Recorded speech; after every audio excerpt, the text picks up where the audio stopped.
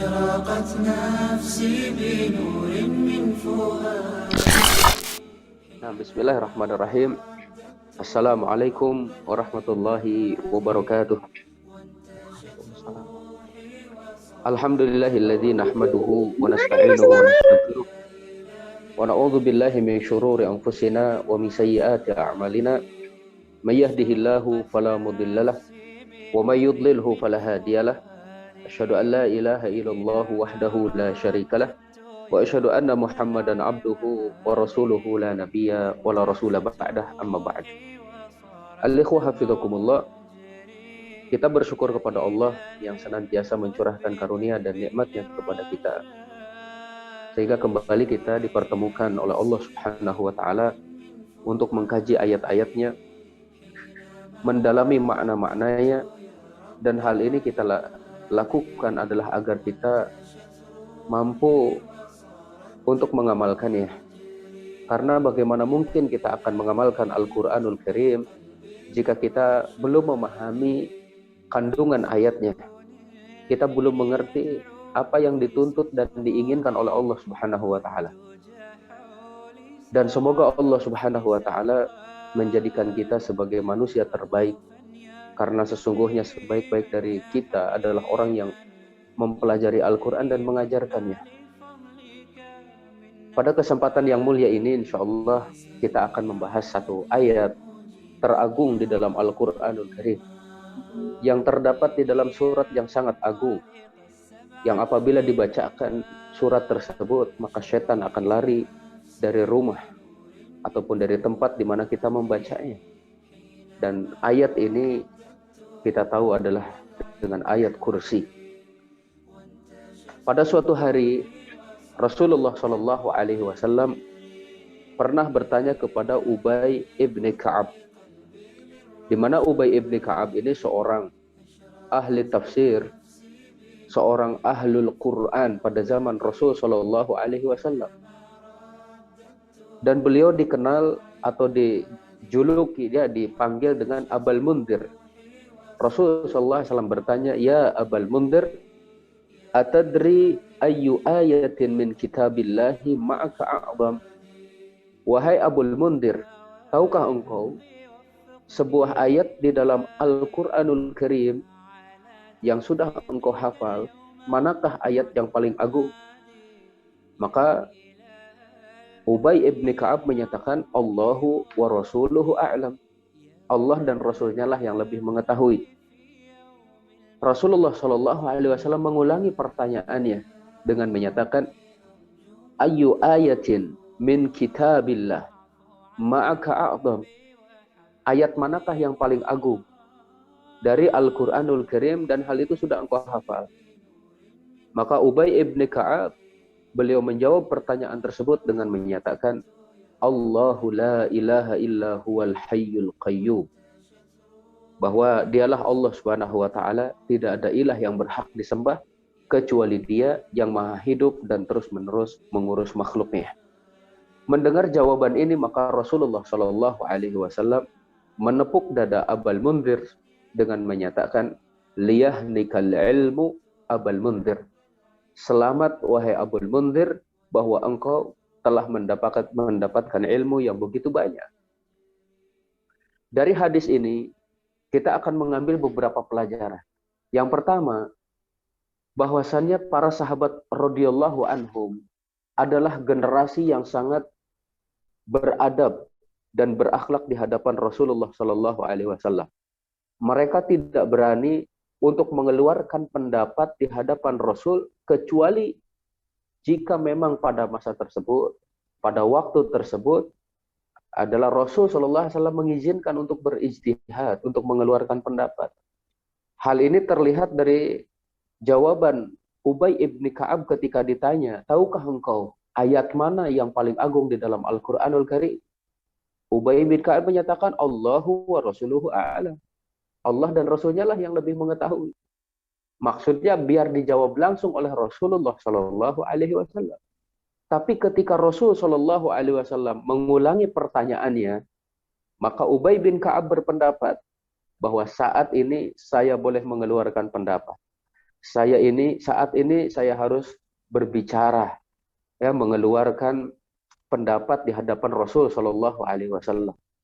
Maka Ubay bin Ka'ab menjawabnya dengan menyatakan ayat yang paling agung di dalam Al-Quran adalah ayatul kursi yang berbunyi Allahu la ilaha illa huwal hayyul qayyum, dan selanjutnya.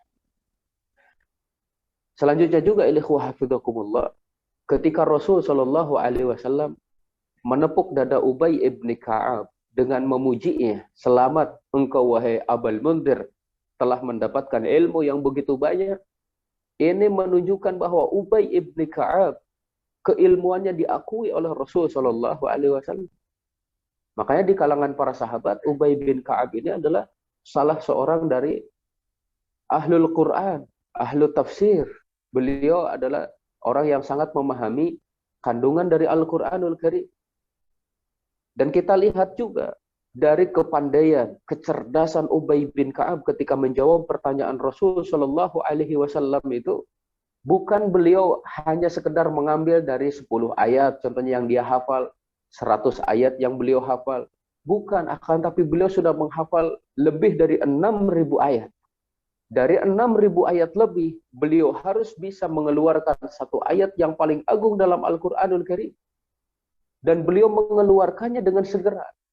Tidak perlu memerlukan waktu sehari, 2 hari, sepekan, 2 pekan. Akan tetapi saat itu juga beliau menjawab bahwa ayat yang paling utama dan paling agung adalah ayatul kursi. Ini juga memberi pelajaran kepada kita bahwa kedudukan tauhid, ya, adalah menempati derajat paling tinggi di hadapan bagi seorang hamba, tentu di hadapan Allah Subhanahu wa taala. Begitu juga di kalangan para sahabat, tauhid ini memiliki kedudukan tertinggi di hati mereka. Maka saat ditanya ayat yang paling agung dalam Al-Qur'an, dijawab dengan satu ayat yang dari awal sampai akhirnya berisi tauhid. Masya Allah. Dari awal sekali lagi sampai akhir kandungannya menyebutkan tentang tauhid. Al-ikhwah hafizakumullah. Di antara hadis yang menjelaskan tentang keutamaan Ubay ibn Ka'ab, Rasulullah Shallallahu Alaihi Wasallam pernah menyatakan pada suatu hari, Innallaha amaroni an aqra'a alaika surat al-bayyinah. Jadi sesungguhnya aku ini diperintahkan oleh Allah Subhanahu wa taala untuk membacakan kepadamu surat Al-Bayyinah. Ubay bin Ka'ab bertanya kepada Rasul sallallahu alaihi wasallam, "Ya Rasulullah, Allahu sammani laka." Apakah benar Allah telah menyebut namaku kepadamu? Rasul sallallahu alaihi wasallam menjawab, "Na'am, Allahu sammakali." Bahwa Allah telah menyebut namamu kepadaku. Mendengar jawaban tersebut, Ubay bin Ka'ab pun menangis. Bayangkan, al-ikhwah hafizakumullah, nama kita sebagai seorang hamba disebut oleh pencipta kita, yaitu Allah Subhanahu wa taala. Dan Ubay bin Ka'ab langsung disebut oleh Allah. Makanya Ubay bin Ka'ab menangis pada waktu itu. Dan ini menunjukkan bahwa Ubay ibn Ka'ab memiliki kedudukan istimewa di hadapan Allah Subhanahu wa taala. Hal ini tiada lain kecuali karena kedekatan beliau dengan Al-Quranul Karim. Maka kita ambil pelajaran, siapa yang ingin mulia di hadapan Allah, siapa yang ingin ditinggikan derajatnya di hadapan Allah, maka berdekatanlah dengan Al-Quranul Karim, baik dengan membacanya, memahaminya, mentadaburinya, kemudian juga mengamalkannya. Al-ikhwah hafizakumullah, ayat kursi ini memiliki keistimewaan di hadapan Allah Subhanahu wa taala bukan karena siapa yang berbicara, ya, karena yang berbicara adalah Allah. Jadi semua ayat, semua surat di dalam Al-Qur'an yang berbicara adalah Allah Subhanahu wa taala. Akan tetapi sebuah ayat dan sebuah surat di dalam Al-Qur'an memiliki keistimewaan tertentu, memiliki keistimewaan di atas surat-surat yang lain, di atas ayat yang lain adalah karena kandungannya. Dan sebaik-baik ayat adalah yang berisi tentang tauhid. Karena itu kita tahu bahwasanya suratul Ikhlas, surat Al-Ikhlas, ta'dilu thulutsal Qur'an. Menyamai sepertiganya Al-Qur'an. Karena surat Al-Ikhlas, isi dan kandungannya adalah menetapkan tauhid bagi Allah Subhanahu wa taala. Tentu berarti surat Al-Ikhlas lebih baik daripada surat Tabbat, ya, Tabbat yada abi lahabi wa tab, dari sisi kandungan dan apa yang terdapat di dalamnya. Al-ikhwah hafizakumullah. Surat ataupun ayat kursi ini kita diperintahkan oleh Rasul Shallallahu Alaihi Wasallam untuk membacanya dalam sehari semalam minimal 8 kali. Ini menunjukkan bahwa agar kita tidak terlepas dari ayat tersebut, agar kita selalu membaca, selalu merenungi makna dan mengamalkannya.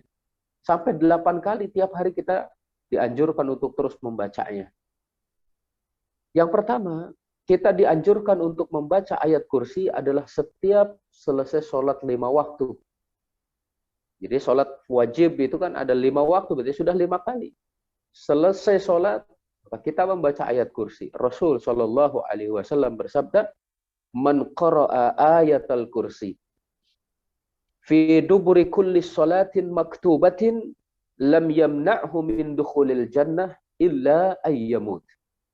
Siapa yang membaca ayat kursi setiap kali selesai dari sholat, maka tidak ada yang menghalanginya untuk masuk surga kecuali kematian. Al-ikhwah, betapa agungnya pahala yang akan didapat oleh seseorang yang senantiasa membaca ayatul kursi setiap kali selesai sholat. Bahwa tidak ada yang menghalanginya kecuali dia harus meninggal dulu. Makanya hadirin sekalian, siapa yang ingin masuk surga, salah satunya meninggal dulu. Dan kemudian tentu jangan melepaskan tauhid, ya, karena itu adalah modal utama kita untuk masuk ke dalam surga Allah Subhanahu wa taala. Syekhul Islam Ibnu Taimiyah, beliau senantiasa membaca ayat kursi setiap kali selesai sholat. Bahkan beliau juga menyatakan, "Ma taraktuha aqiba kulli sholatin." Aku tidak pernah meninggalkan untuk membaca ayat kursi setiap kali selesai sholat. Dalam riwayat lain, Ibnul Qayyim al-Jauziyah, beliau pernah datang kepada gurunya yaitu Ibnu Taimiyah, ingin menuntut ilmu. Dan pada waktu itu selesai sholat subuh. Maka Ibnu Taimiyah tidak langsung mengajar mereka, ya, selesai sholat itu tidak langsung mengajar, akan tetapi beliau membaca zikir. Berdoa kepada Allah, bertasbih, tahmid, tahlil dan sebagainya, sampai kemudian terbit matahari. Setelah itu beliau berhenti sejenak, baru kemudian sholat sunnah itu al-ikhwah. Dan beliau mengatakan kepada murid-muridnya, sesungguhnya ini adalah makanan ruhaniku, yang apabila aku mengerjakannya, Allah akan memudahkan urusan-urusan seharianku. Jadi aktivitas-aktivitas harianku dimudahkan oleh Allah, karena aku senantiasa berzikir ketika selesai sholat. Al-ikhwah hafizakumullah. Yang kedua, kita dianjurkan untuk membaca ayat kursi adalah ketika hendak tidur. Jadi kalau tadi sudah 5 kali, maka sekarang ditambah ketika akan tidur di malam hari, ya. Jadi sudah 6 kali. Hal ini sesuai dengan riwayat dari Ubay ibn Ka'ab. Ya, Ubay ibn Ka'ab, al-ikhwah hafizakumullah, ketika ataupun dari siapa? Dari Abu Hurairah, ya. Jadi kalau yang ketika hendak tidur itu adalah riwayatnya dari Abu Hurairah radhiyallahu anhu, di mana beliau diberi tugas oleh Rasul Shallallahu Alaihi Wasallam untuk menjaga zakat fitri pada waktu itu. Akan tetapi pada suatu malam ternyata ada yang dengan sembunyi-sembunyi mengambil zakat tersebut, makanan zakat tersebut. Maka Abu Hurairah menangkapnya dan beliau menyatakan, akan saya bawa engkau kepada Rasulullah Shallallahu Alaihi Wasallam. Laki-laki tersebut mengeluh, laki-laki tersebut menyatakan, inni muhtaj wa alayya iyal. Aku ini sangat membutuhkan makanan ini. Aku juga punya banyak keluarga. Wali hajah syadidah. Aku sangat memerlukan ini. Maka Abu Hurairah merasa kasihan, dilepaslah pencuri tersebut. Di pagi harinya Rasulullah Shallallahu Alaihi Wasallam bertanya, apa yang dilakukan oleh tawananmu tadi malam?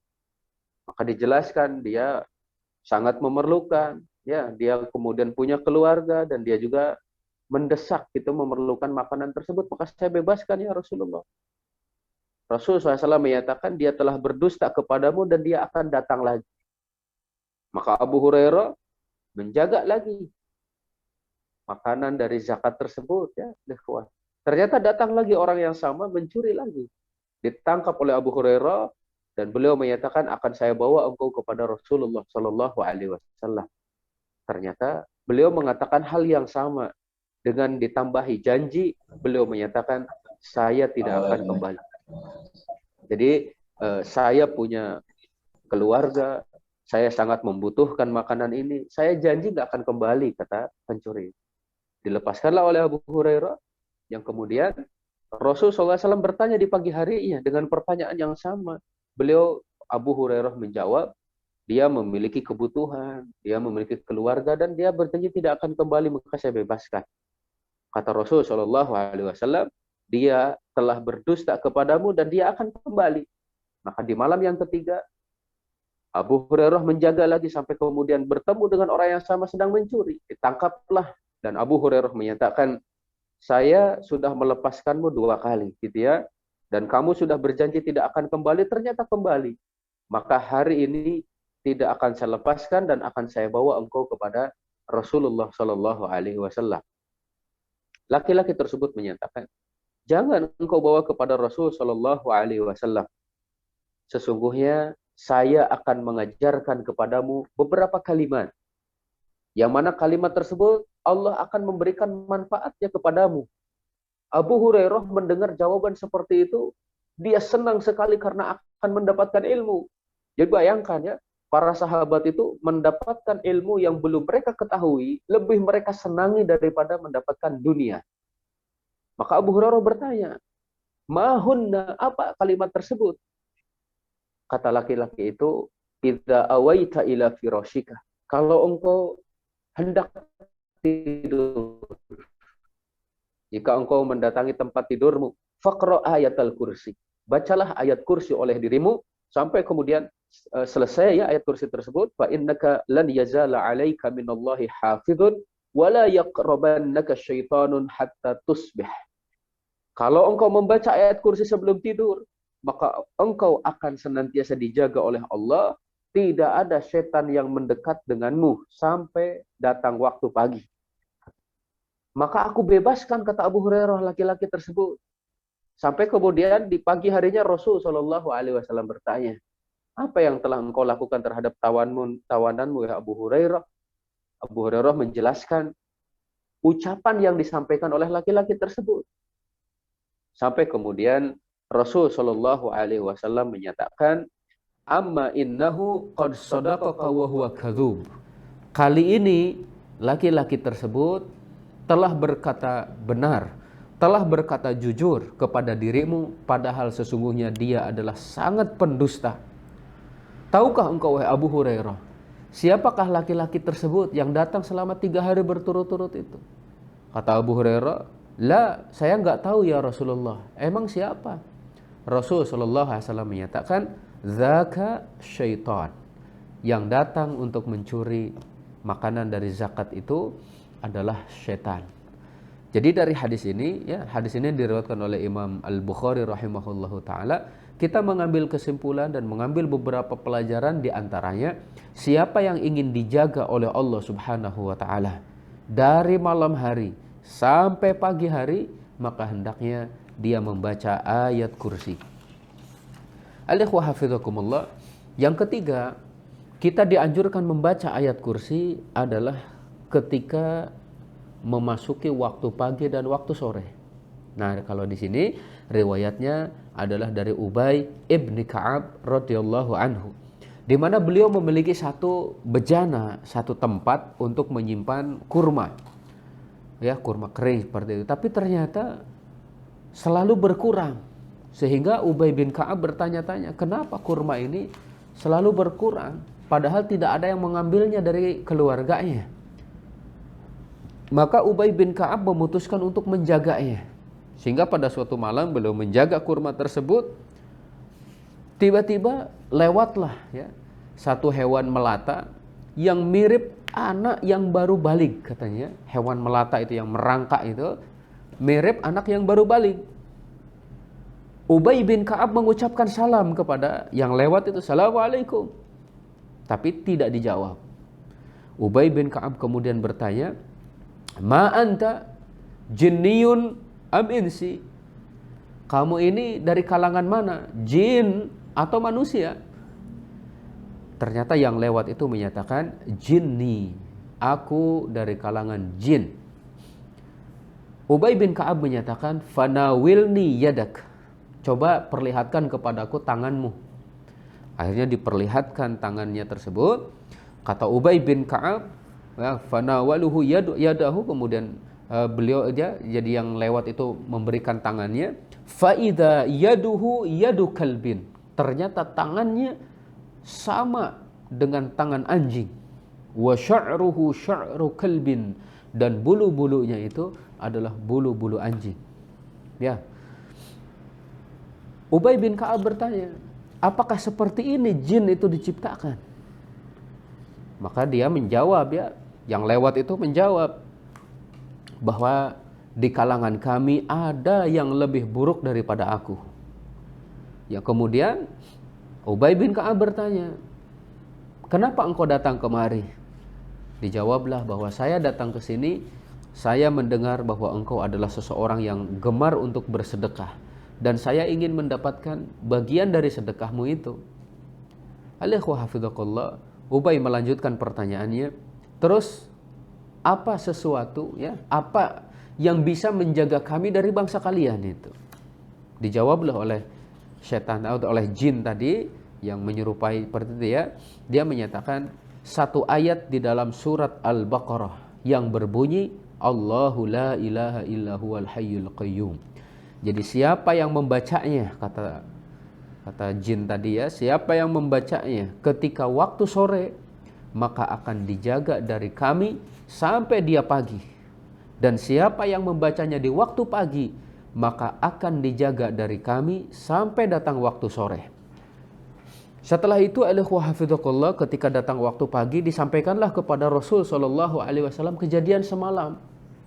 Dan Rasul SAW bersabda, sadaqal khabith, makhluk buruk tersebut telah berkata jujur kepada dirimu. Nah, maka kita mendapatkan pelajaran lain bahwa sangat-sangat dianjurkan bagi kita untuk membaca ayat kursi di waktu pagi dan di waktu sore. Pelajaran yang lainnya juga dari hadis ini, bahwasannya jin bisa berubah wujud, ya. Dan biasanya kalau jin berubah wujud itu paling sering itu adalah menyerupai ular, menyerupai anjing yang sangat hitam contohnya, dan menyerupai semacam makhluk-makhluk yang agak buruk, berbeda dengan malaikat. Kalau malaikat menyerupai makhluk yang lain, biasanya menyerupai orang yang sangat tampan, ya, orang yang cakep gitu. Alaihi hafidhakumullah. Dan selanjutnya juga pelajarannya bahwa alaihi hafidhakumullah, kita, nah ini adalah pelajarannya bagi kita yang sudah dijelaskan tadi, kita akan senantiasa dijaga oleh Allah Subhanahu wa taala di pagi sampai sore atau di sore sampai pagi, manakala kita selalu membaca ayat kursi. Pelajaran yang lainnya juga bahwa seperti tadi dikatakan, di kalangan jin ada yang lebih buruk dariku, kata dia. Padahal dia saja tangannya mirip dengan tangan anjing, bulunya mirip dengan bulu anjing. Sedangkan kata dia, di sana masih ada yang lebih buruk dariku. Mungkin jin yang barusan adalah jin yang agak cakep gitu, ya. Nas'alullah al-afiyah. Alaihi hafidhakumullah. Nah, dari beberapa hadis tadi kita mengetahui keistimewaan dan keutamaan daripada ayatul kursi, dan kita akan membahas secara ringkas bagaimana kandungannya, ya. Kita lihat Allah Subhanahu wa taala mengawali ayat ini dengan firman-Nya, Allahu la ilaha illa huwa. Allah, tidak ada ilah yang berhak disembah kecuali Dia. Jadi Allah yang Maha Agung, Allah yang menciptakan kita, Allah yang telah mengutus para rasul, memulai ayat ini dengan menyebut namanya. Ini menunjukkan bahwa Allah adalah nama yang khusus untuk pencipta kita, untuk seseorang, untuk satu zat ya, untuk satu zat yang kita sembah. Allah disebutkan di dalam Al-Qur'anul Karim lebih dari 2000 kali. Ini memberi pelajaran kepada kita agar kita banyak menyebutnya. Sebagaimana Allah menyebut namanya sendiri di dalam Al-Quran begitu banyak, maka kita pun diperintahkan untuk banyak menyebut nama Allah. Ala bizikrillah tatmainnul qulub. Jadi dengan banyak berzikir kepada Allah, hati ini akan menjadi tenang. Bedanya zikir kepada Allah dengan memperbanyak menyebut nama manusia itu, kalau zikrullah itu adalah obat, kalau zikrun nas, menyebut-nyebut manusia itu adalah penyakit. Allah memperkenalkan namanya kepada para nabi. Innani anallah, contohnya kepada Nabi Musa. Innani anallah la ilaha illa ana fa'budni. Sesungguhnya aku adalah Allah. Tidak ada ilah yang berhak disembah kecuali aku, maka dirikanlah salat untuk mengingatku. Alaihi wa hafizakumullah, la ilaha illa huwa. Tidak ada zat ya, tidak ada Tuhan, tidak ada sesembahan yang berhak disembah kecuali Dia. Ini adalah kalimatul tauhid. Ini adalah kalimatul ikhlas. Ini adalah al-qaulus tsabit. Yuthabbitullahu alladhina amanu bil qaulis tsabit fil hayatid dunya wa fil akhirah. Jadi perkataan yang sangat kokoh di mana Allah akan menguatkan orang-orang yang beriman di dunia dan di alam kubur dengan perkataan la ilaha illallah. La ilaha illallah adalah al-kalimah al-baqiyah, kalimat yang senantiasa abadi. Seperti Allah menyatakan tentang kisah Nabi Ibrahim, wa ja'alaha kalimatan baqiyah fi aqibihi la'allahum yarji'un. Dan dia, Nabi Ibrahim, telah menjadikan kalimatut tauhid sebagai kalimat yang abadi, yang akan senantiasa ada pada generasinya gitu ya, agar mereka kembali kepada tauhid ketika ada sebagian orang yang mulai menyimpang darinya. Kalimat ini juga dinamakan dengan kalimatul ahd, kalimatul ahdi. Allah Subhanahu wa taala berfirman, la yamlikuna syafa'ah illa man ittakhadha 'indar rahmani ahda. Tidak ada yang bisa mendapatkan syafaat kecuali bagi mereka yang sudah mengikat janji dengan Allah Subhanahu wa taala. Mengikat janji dengan Allah adalah dengan keyakinan kita, ucapan kita la ilaha illallah. Tidak ada ilah yang berhak disembah kecuali Allah Subhanahu wa taala. La ilaha illallah adalah al-kalimatul ulya, kalimat yang sangat tinggi. Allah menyatakan wa ja'ala kalimatal ladzina kafaru sufla wa kalimatullahi hiyal ulya. Allah telah menjadikan kalimat orang-orang kafir itu rendah, dan Allah menjadikan kalimat Allah yaitu la ilaha illallah dialah yang tinggi. La ilaha illallah adalah puncak cabang keimanan. Rasulullah SAW menyatakan iman itu memiliki 69 cabang atau 79 cabang. Yang paling tinggi adalah la ilaha illallah. Yang paling rendah adalah menyingkirkan duri dari jalanan, dan rasa malu adalah bagian daripada iman. Afdalul zikri la ilaha illallah. Ya, kemudian juga ikhwah hafizakumullah, Rasul sallallahu alaihi wasallam menyatakan kepada para sahabatnya, jaddidu imanakum. Perbaharuilah keimanan kalian. Para sahabat bertanya, ya Rasulullah, bagaimana caranya kami memperbaharui iman kami? Karena ikhwah hafizakumullah, keimanan itu bisa usang, keimanan itu bisa melemah, keimanan itu bisa layu. Maka perbaharuilah keimanan kalian, kata Rasul. Dan Rasul SAW menyatakan, jaddidu imanakum, yaitu adalah aktsiru min qawli la ilaha illallah. Perbanyaklah ucapan la ilaha illallah. Alikhwa hafizakumullah, la ilaha illallah sebaik-baik kalimat, sebaik-baik doa, sebaik-baik ucapan, dan siapa yang mengucapkannya tentu dia akan masuk ke dalam surga. Nah, tidak sekedar mengucapkan ya alikhwa hafizakumullah. Jadi siapa yang memiliki ilmu tentangnya, siapa yang mengamalkan konsekuensinya, dan siapa yang berlaku jujur terhadapnya, maka dia akan masuk ke dalam surga. Kenapa kita katakan minimal 3 hal ini harus ada? Yang pertama ilmu, yang kedua amal, yang ketiga jujur. Karena dengan ilmu kita memahami la ilaha illallah, kita akan terbebas ya dari kejahilan. Kita akan menyelisihi orang-orang Nasrani di mana mereka beribadah tanpa dasar ilmu. Adapun kita beribadah dengan dasar ilmu. Yang kedua dengan amal. Kita sudah mengucapkan la ilaha illallah, kita memahami makna dan kandungannya, kita amalkan agar kita tidak menyerupai orang-orang Yahudi, punya ilmu akan tetapi tidak diamalkan. Dan yang ketiga, kita harus jujur. Jujur dalam pengucapan, jujur dalam keyakinan, jujur dalam amalan. Karena hal inilah yang membedakan kita dengan orang-orang munafik. Orang munafik, mereka mengucapkannya dengan lisan. Mereka seakan-akan mengamalkan dengan anggota tubuh. Akan tetapi apa yang di dalam hatinya berlainan dengan apa yang diucapkan oleh lisannya. Mereka tidak jujur. Karena itu seorang mukmin yang benar dalam keimanannya, dia memiliki ilmu terhadap la ilaha illallah. Dia mengamalkan konsekuensinya dan dia bersikap sidik, bersikap jujur terhadap apa yang diketahuinya, terhadap keyakinannya, terhadap amalannya. Al-ikhwah hafizakumullah, la ilaha illallah, makna ringkasnya adalah tidak ada ilah yang berhak disembah kecuali Allah subhanahu wa ta'ala.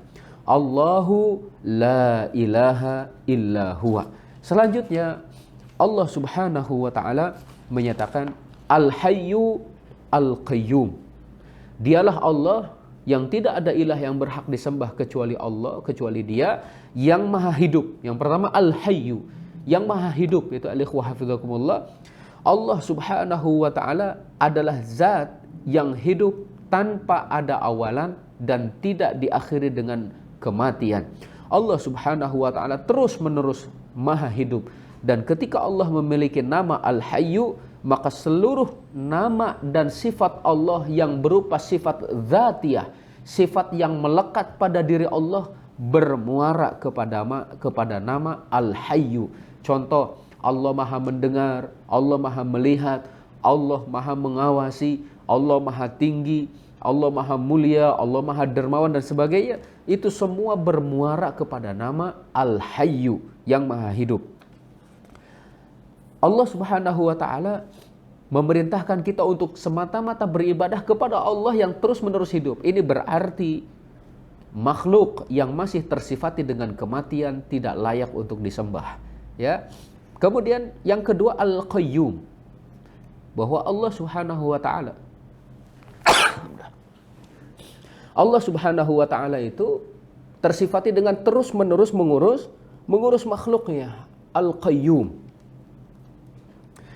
Dan Al-Qayyum ini merupakan muara dari seluruh nama-nama Allah, sifat-sifat Allah yang berupa sifat fi'liyah.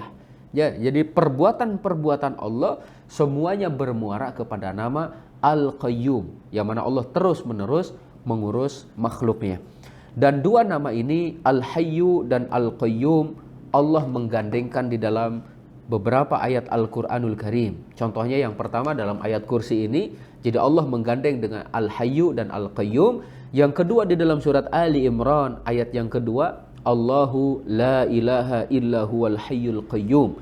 Yang ketiga dalam surat Toha, Allah menyatakan, wa'anatil wujuhu lil hayyil qayyum. Dan semua wajah itu tertunduk kepada Allah yang maha hidup dan Allah yang terus-menerus mengurus makhluknya. Rasul Shallallahu Alaihi Wasallam pada suatu hari mendengar ada seorang sahabat berdoa kepada Allah Subhanahu Wa Taala, Allahumma inni as'aluka bi anni ashhadu annaka antallah la ilaha illa anta al-ahadus samad alladzi lam yalid wa lam yulad wa lam yakul lahu kufuwan ahad. Ya Allah, aku memohon kepadamu karena sesungguhnya aku ini sudah bersaksi Engkau adalah Allah, tidak ada ilah yang berhak disembah kecuali Engkau yang maha hidup, al-ahadus samad. Ya, kemudian Engkau adalah yang maha esa, yang tempat bergantung kepadamu seluruh makhluk, tidak beranak, tidak pula diperanakan. kemudian tidak ada seorang pun yang setara dengan Engkau ya Allah. Rasul Shallallahu Alaihi Wasallam mendengar seseorang yang berdoa tersebut menyatakan, engkau telah berdoa kepada Allah Subhanahu wa taala dengan menyebut namanya yang paling agung. Apabila Allah diminta dengan menyebut namanya, nama tersebut, ya ada yang menyatakan di akhirnya itu dia menyatakan ya Hayyu ya Qayyum. Alaihi hafizakumullah. Jadi akan dikabulkan. Kalau engkau berdoa dengannya akan dikabulkan. Kalau engkau meminta maka akan diberi. Masya Allah. Maka para ulama menyatakan berarti nama Allah yang paling agung adalah Al-Hayyu dan Al-Qayyum. Berdasarkan hadis barusan. Ada juga yang menyatakan nama Allah yang paling agung adalah Allah itu sendiri. Makanya alaihi minimal sekali saat kita memohon kepada Allah, kita ucapkan ya Allah, aku memohon ini dan itu. Ya Allah, ampunilah dosaku, dosa ibu bapakku, kaum muslimin dan sebagainya. Jadi dengan menyebut nama Allah. Atau lebih baik lagi digabung, contohnya ya Allah, sungguhnya engkau maha Al-Hayyu Al-Qayyum, maha hidup yang terus menerus mengurus makhluknya. Baru kemudian kita sampaikan doa kita. Atau akhir daripada doa baru disebutkan ya Hayyu ya Qayyum. Al-ikhwah hafizakumullah. Ini menunjukkan sekali lagi dua nama dan sifat ini merupakan nama yang agung di hadapan Allah Subhanahu wa taala. Al-ikhwah hafizakumullah. Allahu la ilaha illa huwa al-hayyu al-qayyum. La ta'khuduhu sinatu wala naum. Ini menunjukkan keistimewaan yang lain dan kesempurnaan yang lain bagi Allah Subhanahu wa taala, bahwa Allah Subhanahu wa taala tidak pernah ngantuk, Allah juga tidak pernah tidur. Maka di sini dibedakan ngantuk dengan tidur. Ngantuk itu adalah permulaan tidur. Nah, dan Allah tidak ngantuk, apalagi Allah itu tidak tidur. Al-ikhwah hafizakumullah, dalam sebuah hadis Rasul sallallahu alaihi wasallam bersabda, "Innallaha la yanam wa la yanbaghi lahu ay yanam." Allah itu tidak akan pernah tidur dan tidak layak Allah itu tidur. Yakhfidul qista wa yarfa'u. Allah merendahkan timbangan, Allah juga yang mengangkatnya. Yurfa'u ilaihi amalul lail qabla amalin nahar. Diangkat kepadanya amalan-amalan malam hari sebelum datangnya siang hari. Wa amalun nahari qabla lail, dan amalan siang sebelum datangnya malam. Nah, ini menunjukkan ikhwah hafizakumullah, Allah telah menetapkan amalan, ada yang harus dikerjakan di siang hari, ada yang kemudian hanya bisa dikerjakan di malam hari. Sebagai contoh, puasa itu hanya bisa dikerjakan di siang hari, tidak bisa dikerjakan di malam hari. Begitu juga sholat tahajud. Tahajud itu qiyamul lail, namanya juga qiyamul lail, ya, berdiri untuk sholat pada malam hari. Maka tidak bisa dikerjakan di siang hari. Kalau siang hari namanya duha contohnya. Al-ikhwah hafizakumullah, ada amalan siang yang apabila dikerjakan di malam hari enggak diterima. Ada amalan malam yang apabila dikerjakan di siang hari tidak akan diterima. Masing-masing ada waktunya dan masing-masing ada saat dinaikkan kepada Allah Subhanahu wa taala. La ta'khuduhu sinatu wala naum. Allah tidak pernah ngantuk, Allah juga tidak pernah tidur. Selalu mengawasi kita, selalu memohon kepada kita. Karena itu alikhwah hafizakumullah, ketika tidak ada mata yang melihat, yakini bahwa Allah Maha mengetahui, Allah Maha menyaksikan. Ketika tidak ada pendengaran yang mendengar, maka kita pun harus sadar bahwa di sana Allah Maha mengetahui segala jenis bisikan, Maha mendengar semua jenis suara. Lahu ma fis samawati wa ma fil ardh. Miliknya lah apa-apa yang ada di langit dan apa-apa yang ada di bumi. Alikhwah hafizakumullah, ini memberi pelajaran kepada kita. Kalau kita memiliki keperluan apapun itu, mintalah kepada pemiliknya. Dan yang memiliki langit dan bumi adalah Allah Subhanahu wa taala. Kita minta rezeki, rezeki ada di tangan Allah. Kita minta keturunan, minta kepada Allah. Kita minta kebaikan dunia dan akhirat, maka mintalah kepada Allah Subhanahu wa taala. Tidak mungkin hal ini kita minta kepada makhluknya yang tidak memiliki apapun. Salim ibni Abdullah ibni Umar ibn al-Khattab, cucunya Umar bin Khattab ini ketika ditawari oleh seorang gubernur, ya, sedang berada di Masjidil Haram pada waktu itu, wahai Salim, Apakah engkau memiliki keperluan yang akan saya penuhi? Sebutkan, akan saya penuhi.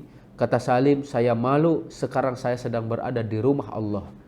Saya malu meminta kepada makhluk padahal saya sedang berada di rumah Allah.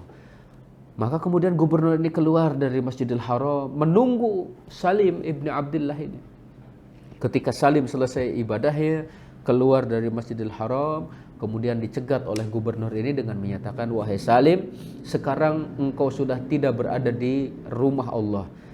Keperluan apa yang bisa saya penuhi? Ya, kata Salim ibn Abdullah, wahai fulan, wahai gubernur, dari urusan dunia atau urusan akhirat? Kata gubernur, ya tentu urusan dunia karena saya tidak memiliki akhirat. Maka kata Salim ibn Abdullah, saya tidak pernah meminta dunia kepada pemilik dunia, lalu bagaimana mungkin saya akan meminta dunia kepada yang tidak memilikinya? Maka beliau pulang dan gubernur ini pun merasa malu. Ya alaihi. Ini memberi pelajaran yang sangat penting bagi kita. Apapun kebutuhan kita, apapun keperluan kita, maka minta semuanya kepada Allah Subhanahu wa taala. Para ulama terdahulu yang soleh, jika mereka memerlukan garam, maka mereka minta kepada Allah. Kalau mereka memerlukan, ataupun kalau contohnya sendalnya terputus, mereka minta kepada Allah. Segalanya mereka adukan kepada Allah Subhanahu wa ta'ala. Kepemilikan manusia di atas muka bumi ini tidak lepas dari dua hal. Jadi ketika seseorang memiliki barang, contohnya memiliki harta atau memiliki kekayaan, tidak terlepas dari dua hal. Yang pertama, dia akan meninggalkan barang tersebut, kepemilikannya karena dia meninggal dunia contohnya. Atau yang kedua, barang tersebut akan lenyap dan hilang meninggalkan pemiliknya. Itulah kepemilikan manusia. Sedangkan yang dimiliki oleh Allah Subhanahu wa taala itu senantiasa ada padanya. Karena itu mintalah apapun kepada Allah, di mana perbendaharaan Allah tidak pernah berkurang.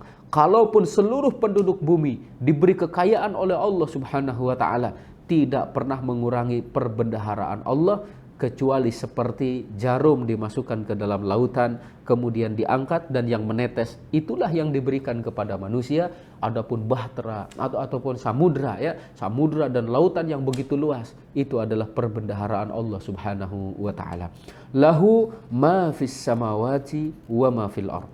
Man dzalladzi yashfa'u 'indahu illa bi'idnih. Siapa, ya, yang dapat memberikan syafaat di sisinya? Jadi tidak ada yang bisa memberikan syafaat di sisi Allah kecuali dengan izin Allah. Maka nanti alikhwa hafidhakumullah, di akhirat ada amalan yang memberi syafaat, ada makhluk Allah yang memberi syafaat. Amalan yang memberi syafaat contohnya adalah Al-Quran dan puasa. Jadi puasa akan datang kepada Allah, ya Allah, sesungguhnya aku telah menahan orang ini dari makan di siang hari, maka izinkan agar saya memberikan syafaat.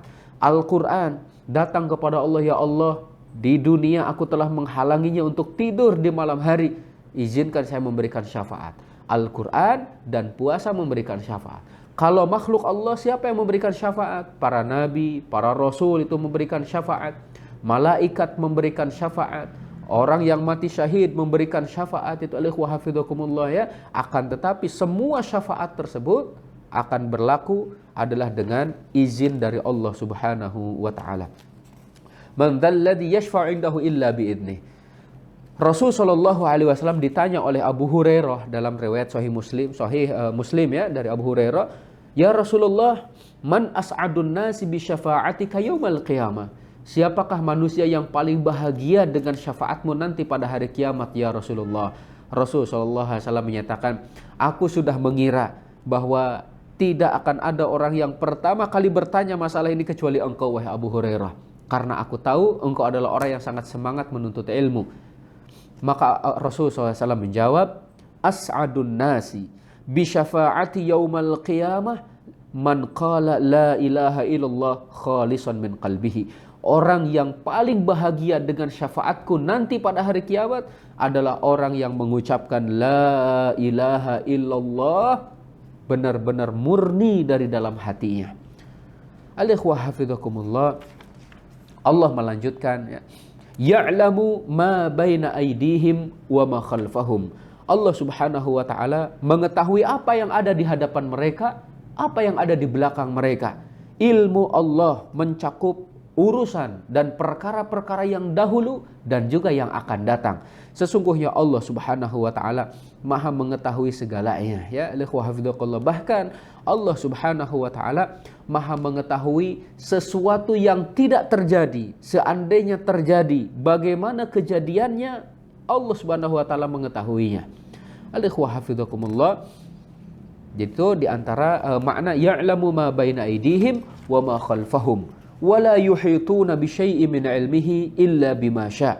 Tidak ada yang dapat meliputi ilmunya, ya, tidak ada yang dapat meliputi ilmu sesuatu pun kecuali dengan apa yang diizinkan oleh Allah Subhanahu wa taala ataupun apa yang dikehendaki oleh Allah Subhanahu wa taala. Ini menunjukkan bahwa ilmu kita sangat sedikit. Wa ma utitu minal ilmi illa qalila. Sesuatu yang belum kita ketahui lebih banyak daripada apa yang sudah kita ketahui.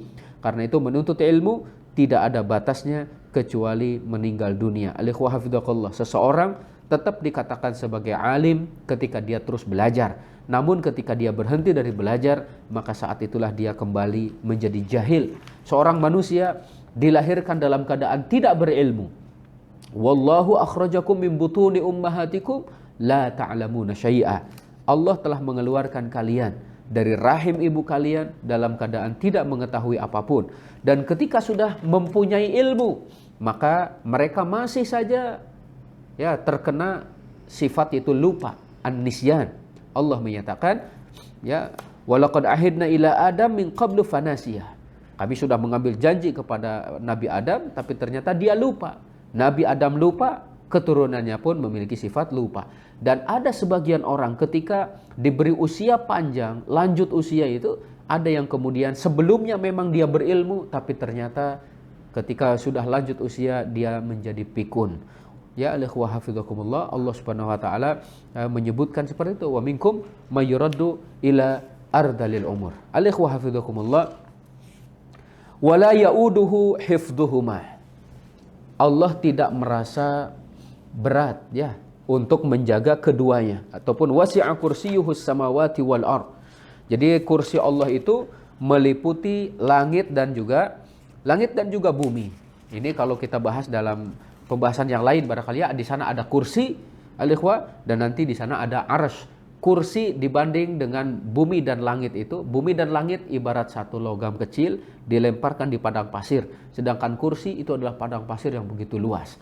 Dan kursi dibanding dengan arsy adalah logam itu yang kecil dilemparkan di padang pasir.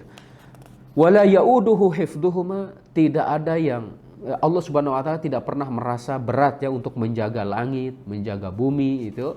Wa huwa al-aliyyul azim, dan dialah Allah Subhanahu wa taala yang maha tinggi lagi maha agung. Hafizakumullah, diawali dengan namanya Allah, diakhiri dengan sifatnya al-ali al-azim. Jadi ada beberapa nama, ada beberapa sifat, ada Allah, ada al-hayyu, al-qayyum, dan juga ada al-ali al-azim. Allah maha tinggi zatnya, Allah maha tinggi kekuasaannya, dan Allah maha tinggi kemuliaannya. Barakallahu fikum. Ini saja yang dapat saya sampaikan secara ringkas berkaitan dengan ayatul kursi. Semoga Allah Subhanahu wa taala memberikan pemahaman kepada kita, kemudian memberikan taufik juga kepada kita agar kita mampu merealisasikannya dalam kehidupan sehari-hari kita. Barakallahu fikum. Saya kembalikan lagi kepada moderator. Tafadhol.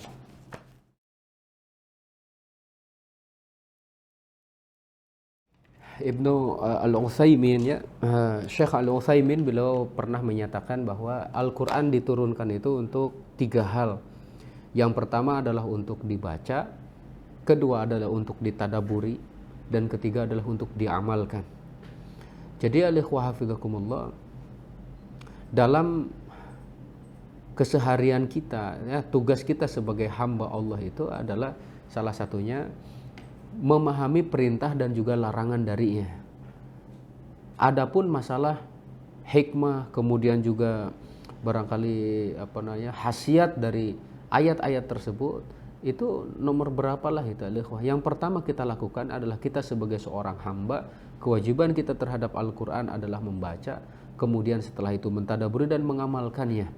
Memang salah satu keutamaan daripada ayat kursi itu adalah menjaga diri kita dari, contohnya dari gangguan setan.